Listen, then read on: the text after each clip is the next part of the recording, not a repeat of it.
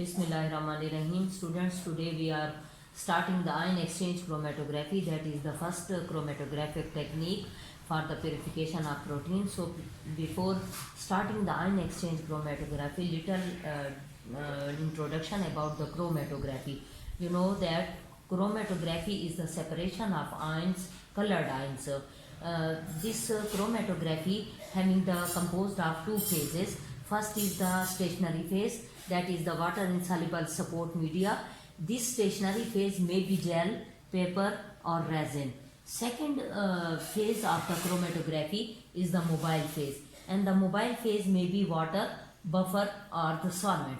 So before starting the chromatography, the column which is selected is mounted to the stand, and this column, empty column having the porous disc in the base of the column, cotton pad or the porous disc is placed in the bottom of the column, and then stationary phase is packed into the column, and mobile phase, that is water, buffer, solvent, that is used for the separation of the compounds or the ions which we are going to isolate or separate. So first of all, ion exchange chromatography. Ion exchange chromatography is the type of the chromatography which provide the protein separation on the basis of their charge. The definition of this ion exchange chromatography is it is the reversible exchange of ions between the stationary phase and between the mobile phase. That is, between the stationary and mobile phase, the reversible exchange of ions is called the ion exchange chromatography. So the stationary phase, I have already told you that it may be gel, resin, water insoluble support, and the mobile phase may be water, buffer or any type of solvent.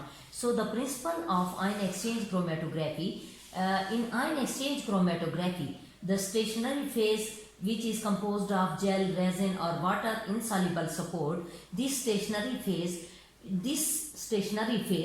may be having the acidic group or the basic group. It means that in ion exchange chromatography, the acidic or the basic groups are covalently attached to this stationary phase or this resin or this water insoluble support. So at appropriate pH, these acidic or basic groups at a definite pH, they show either positive, fixed positive or fixed negative charge. So in the ion exchange chromatography, when these acidic or basic groups are covalently attached, this is the covalently attachment of the acidic or basic group to the stationary phase or to the water insoluble supporting media. So these either when this acidic group is attached to water insoluble supporting media, it will at appropriate pH, it will be as a fixed negative charge, and this will name as cation exchanger or acidic ion exchanger. So when the basic group is covalently attached to water insoluble supporting media, upon appropriate or definite pH, it will be ionized and it will bear a fixed positive charge, and this will be named as an ion exchanger or basic ion exchanger. So it means that in the ion exchange chromatography, the two stationary phases are usually used, that is the cation exchanger and the anion exchanger. So this when the acidic group is covalently attached to water insoluble supporting media or in the cation exchanger, this at a definite pH, it will bear a fixed negative charge, and it will electrostatically bound to the mobile phase ion like sodium ion, and when we add the protein mixture upon this column, when this protein mixture will be positively, negatively or neutral, having the neutral charge.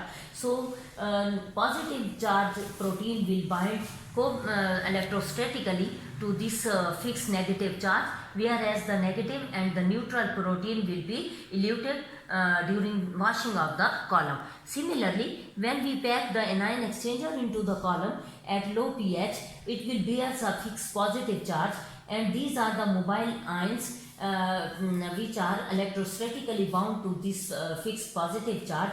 When we apply the protein solution that having the positive, negative or the neutral charge, so the here negative charge protein will bound to this anion exchanger, whereas positively and the neutral protein will be eluted from the column during the washing of the column. So, on the basis of the nature of the charge of our desired protein, we will select either cation exchanger or the anion exchanger. You know that the protein will bear a fixed positive charge.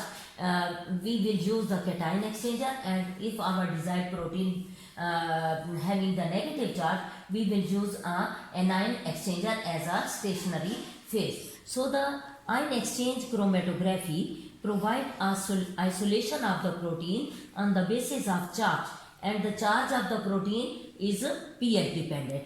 That is whether protein bears a positive or negative charge, that is pH dependent.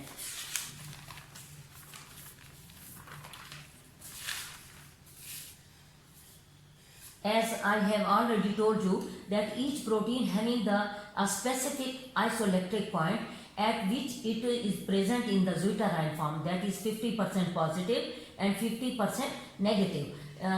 In this form, in the zwitterion form, protein becomes insoluble, and when the charge pH of the buffer is increased, that is pH is increased from the isoelectric point of any protein, it will bear a negative charge and it becomes soluble. And when the isoelectric pH of the buffer is low, below the isoelectric point of the protein, that protein will bear a fixed positive charge and it becomes it remains in the soluble form. So on the basis of pH, the charge will be developed on our desired protein, and on the basis of the charge we will select either cation or anion exchanger in the ion exchange chromatographic technique. So in the ion exchange chromatographic technique, the type of ion exchanger, that is the cation exchanger and anion exchanger, we classify the ion exchanger into two basic classes. First is the acidic ion exchanger and second is the basic ion exchanger. Acidic ion exchanger, when to the water insoluble support or the gel, the acidic group is covalently attached, and the basic ion exchanger, when to the water insoluble support, the basic group is covalently attached. So when the acidic group is covalently attached, this is named as cation exchanger. When the basic group is covalently attached, it is named as anion exchanger. So on the basis of these acidic group, the strength of the acidic group and the strength of the basic group, we further classify the cation exchanger and anion exchanger into three further classes, like cation exchanger, strongly acidic cation exchanger, intermediate acidic cation exchanger, weakly acidic cation exchanger. Similarly, in anion exchanger, strongly basic anion exchanger, intermediate basic anion exchanger and weakly basic anion exchanger. In case of strongly acidic cation exchanger, the example is when to the polystyrene resin, the sulfonic group is covalently attached, that will be the strongly acidic cation exchanger, and the name of the commercial name of this resin will be Dovex 50. And when in the intermediate acidic cation exchanger, the example is carboxycellulose. When to the water insoluble support or to the cellulose, carboxyl group is covalently attached. It is the type of the intermediate acidic cation exchanger. Now the weakly acidic cation exchanger, when to the cellulose resin, the carboxymethyl group is covalently attached. This is the carboxymethyl group, and the commercial name of this resin or this gel will be CM cellulose. That is carboxymethyl cellulose. Now the anion exchanger, the further classification on the basis of the strength of the basic group, like strongly basic anion exchanger, intermediate basic anion exchanger and weakly basic anion exchanger. The strongly basic anion exchanger, when to the polystyrene resin, water insoluble support, the quaternary ammonium compound is covalently attached. That is the type of the strongly basic anion exchanger. And second, intermediate basic anion exchanger, when the diethyl aminoethyl group is covalently attached to the cellulose resin. That is the example of the intermediate basic anion exchanger, like DAE cellulose commercial name, when the diethyl aminoethyl group is covalently attached to the cellulose resin. That is the example of the intermediate basic anion exchanger. And third is the weakly basic anion exchanger. The example is the Biogel P. That is Biogel P when the para amino benzyl group is covalently attached to the acrylamide or polyacrylamide resin. That is the example of the weakly basic anion exchanger. So, in case of ion exchange chromatography, the gel or the water insoluble supporting media, it may be that is shown by this line. This may be cellulose, this may be agarose, this may be dextran, this may be silica, this may be polystyrene or polyacrylamide or polysaccharide. And these are the gel to which either acidic or basic groups are covalently attached. Okay, Allah Hafiz.